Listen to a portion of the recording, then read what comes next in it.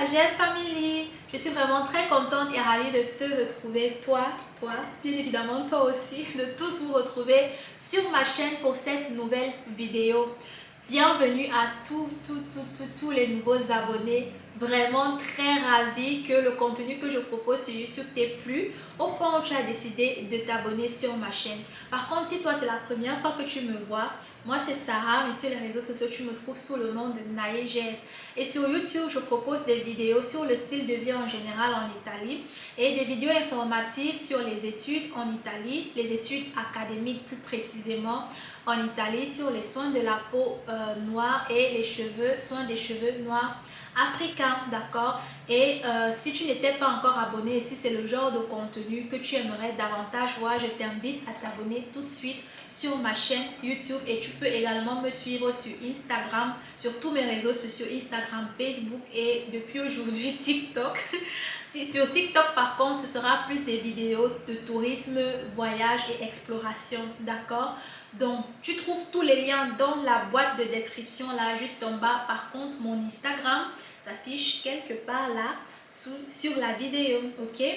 Bien, par contre aujourd'hui, comme tu as pu voir dans le titre et dans la miniature, je vais te parler de tout ce que j'aimerais, tout ce que j'aurais aimé savoir, du moins ce dont je me suis rappelé, ce que j'ai pu noter, ce que j'aurais aimé savoir quand je me suis inscrite à l'université ici en Italie en fait. Des informations qui m'auraient tout simplement facilité la tâche en fait, d'accord, dans le processus, dans le processus de mes études et l'intégration à l'université, la compréhension du fonctionnement du système et tout, ok? Donc, c'est ces points-là que je vais aborder dans cette vidéo.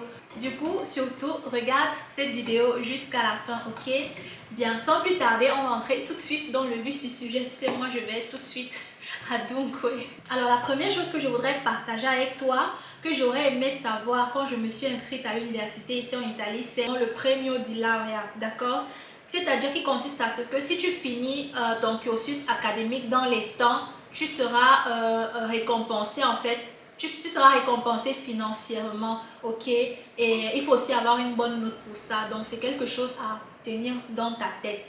Dans ce même sens-là, il y a également quelque chose que j'aurais tellement aimé savoir quand je me suis inscrite au premier cycle d'université. En fait, c'est que le stage, je pouvais le faire à n'importe quel moment. D'accord? Sache-le, tu n'as pas besoin de terminer d'abord tous tes examens avant de commencer à chercher où tu peux faire le stage. Avant de commencer à considérer en fait le stage et à chercher où tu peux faire le stage. Dès la première année d'inscription, que ce soit de premier cycle, de second cycle ou de cycle unique, dès la première année, tu peux déjà enlever ça. Donc, tu peux déjà faire le stage si c'est le stage qui est obligatoire ou alors suivre des séminaires qui couvrent en fait les crédits qui vont compter pour cette partie-là de ta formation, d'accord, de ton parcours de formation précoce formative. D'accord? Moi, c'est quelque chose que j'aurais aimé savoir tout de suite. Ok?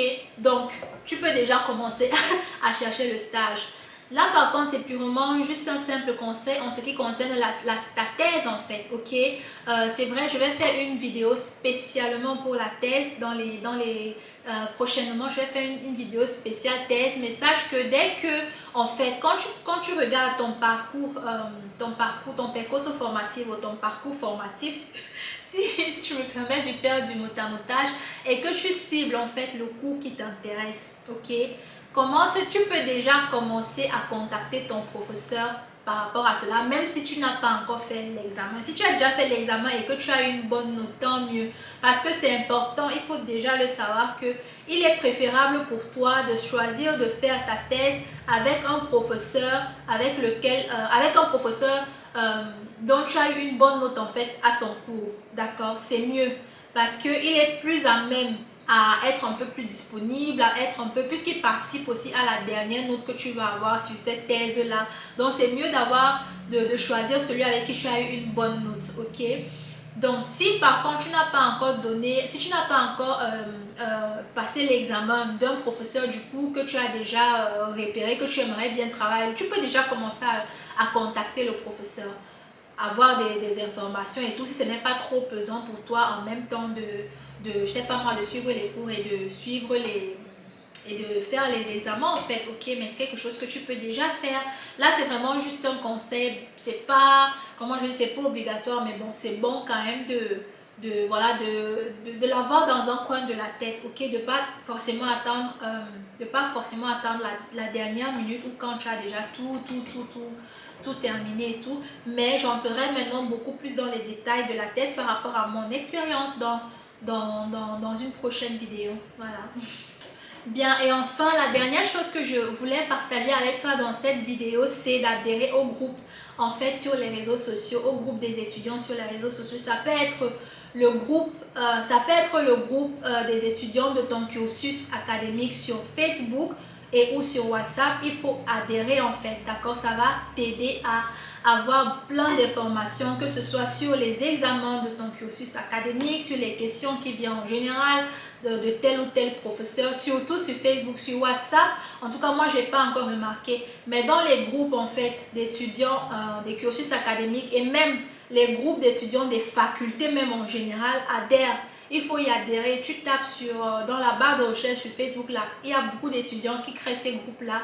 Et tu peux poser des questions. Par exemple, si tu as un examen dans les prochains mois, dans les prochaines semaines, après avoir étudié et tout, pendant que tu étudies, mais c'est mieux après avoir étudié, comme ça tu n'es pas biaisé, tu peux poser des questions. Quelles sont les questions qui viennent, que tel prof pose généralement pour ceux qui ont déjà, parce qu'il faut savoir que dans ces groupes-là, ce n'est pas tous les étudiants quand ils ont fini leurs études en fait qui sortent des groupes. Donc il y a beaucoup d'anciens étudiants dans ces groupes-là et parfois les professeurs eux-mêmes sont très, comment je veux dire, ils mettent longtemps, les universités ne sont pas souvent très remplacées vite, d'accord? Donc tu peux tomber sur des anciens étudiants qui vont te dire, qui vont même parfois venir t'écrire en privé quand tu as posé la question, te dire un peu comment fonctionne, comment son examen fonctionne, quelles sont les questions qui viennent en général, un peu comment te comporter. Il y a beaucoup d'étudiants sympas comme ça.